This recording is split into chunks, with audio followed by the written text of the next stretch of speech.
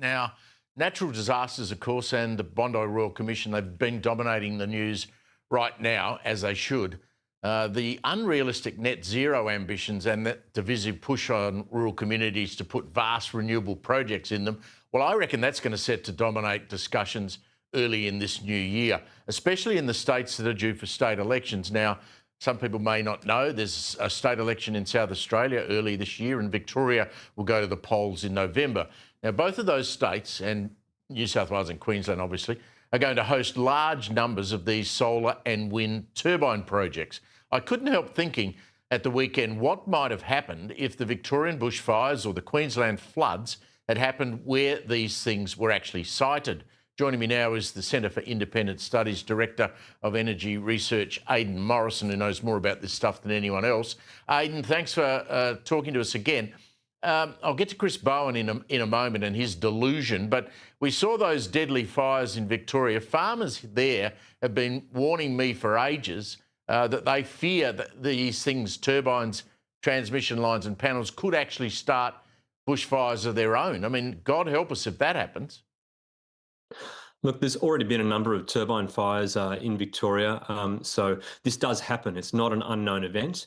So occasionally turbines catch fire. There's been a wind farm that had a number of its turbines, about 5% of them, taken out of service for quite some time because of concern about the safety. So I think overall, in the long term, it's a question of when but not if, and what do they contribute. I know a lot of farmers are concerned about how little setback there is around wind turbines as well, to try to make sure that if a fire starts, it doesn't spread very far.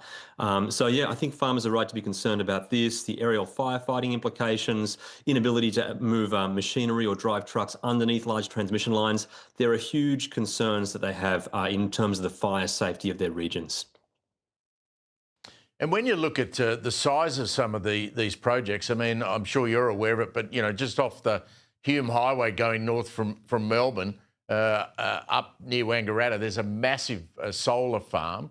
And I went west in Victoria the other day, went past one of the biggest turbine sites I'd ever seen. If a fire gets into there, I mean, it's bad enough when it gets into dry bush. I can only imagine what happens when it starts igniting a massive solar farm. Yeah, that's right. And there's a lot of requirements now, and some solar farms in Victoria were shut down because they hadn't kept the grass neatly trimmed. If you do keep the grass very trimmed, hopefully the fire is cool and doesn't do too much damage. But this is just starting to happen quite frequently at scale. In New South Wales, there's been a couple of solar farms that have had grass fires go underneath them. Still not clear exactly how much damage was done to the main solar panels over there. But a hot fire, you're right, similar with like bad hail. We don't know, because we haven't rolled this stuff out at the scale that it's been done at the moment, just what the implication might be if we do get a worse disaster and this has breaks up the integrity of the solar panels. So huge concern from rural communities for that, I know. Aidan, let's talk about the delusional Chris Bowen. He's gone out and claimed he's going to try and negotiate with big emitters like Saudi Arabia at COP31.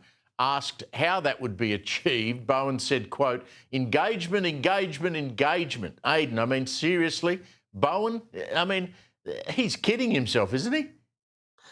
Yeah, you can't imagine what that sort of engagement would look like. If you go to a place like Saudi Arabia, who, like us, make a lot of money by exporting their very rich natural resources, and they have a lot of oil in particular.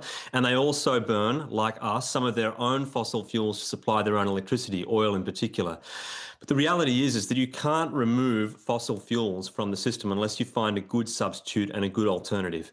And Saudi Arabia would probably say to Chris Bowen, look, we're actually investigating nuclear to reduce our own consumption of some of those fossil fuels. Why don't you do the same? Or how's that renewable project of yours going? So I just can't imagine how that negotiation plays out. But the reality is that even aside from electricity, there's just no way to phase out fossil fuels without a catastrophic living standard collapse.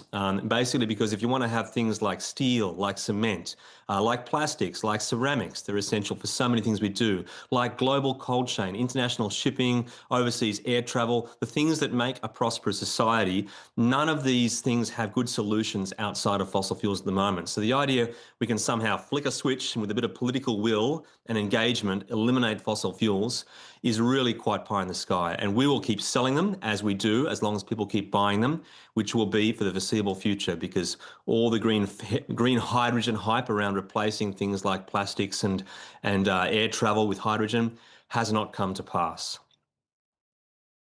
Reality spoken well, Aidan Morrison. Thank you very much for joining us. And I'd love to be a fly on the wall when Chris Bowen has that conversation.